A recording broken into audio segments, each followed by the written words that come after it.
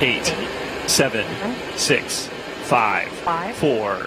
Engine ignition, 2, 1, 0. Right, and liftoff. As the countdown to Mars continues, the perseverance of humanity launching the next generation of robotic explorers to the Red Planet.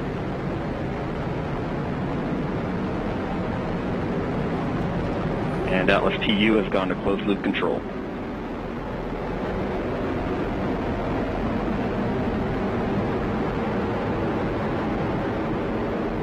Coming up on 30 seconds into flight, the RD-180 is throttling down as expected. Engine response looks good. And Mach 1 Atlas 5 is now supersonic.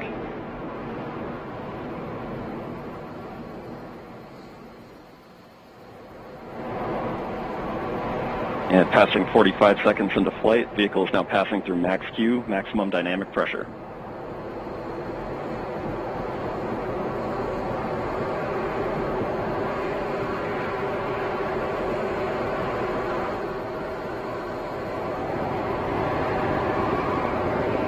And passing 1 minute into flight, the RD-180 is throttling back up as expected. Engine response looks good. At this time in flight, the SRB chamber pressures remain nominal. The RD-180 pump speed and fuel injector pressures are responding well to demands on the engine. Standing by for SRB burnout shortly.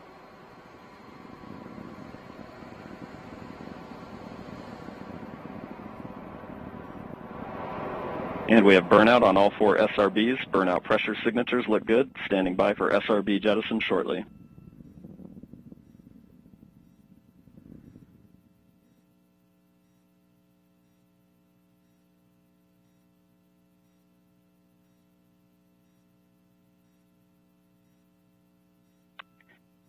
And we have a good indication of SRB jettison of all 4 SRBs. And the vehicle has gone to closed loop guidance. Vehicle body rates are responding nominally at this time.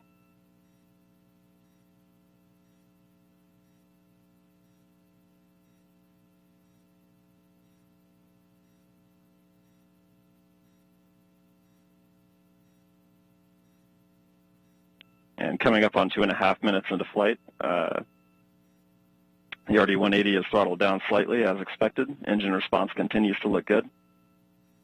At this time, the vehicle is 50 miles in altitude, 85 miles downrange, traveling at 6,000 miles per hour.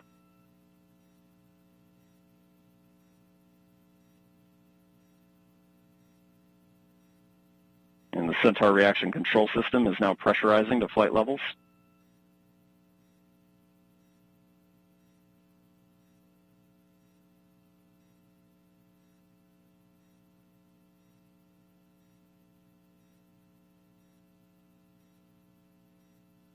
And just past 3 minutes into flight, the RD-180 is now throttling to maintain a constant 2.5 G acceleration limit for payload fairing jettison.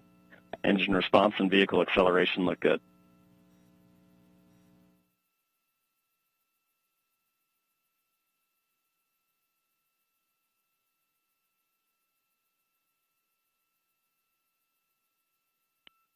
And we have good indication of payload fairing jettison and Centaur forward load reactor deck jettison.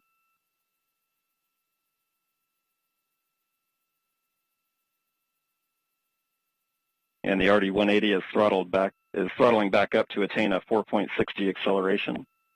Engine response continues to look good.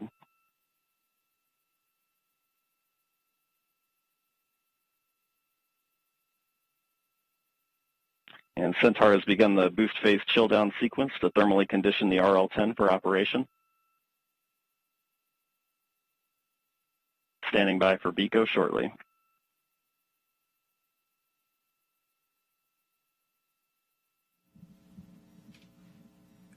BECO is the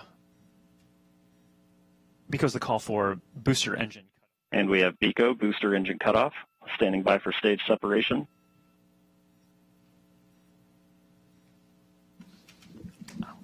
And we have good indication of Atlas Centaur separation.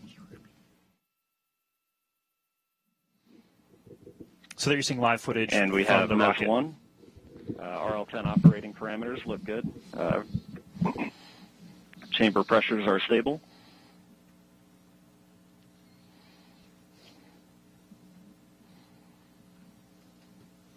This will be the first of 2 burns for today's mission. This first burn will be approximately 7 minutes in length.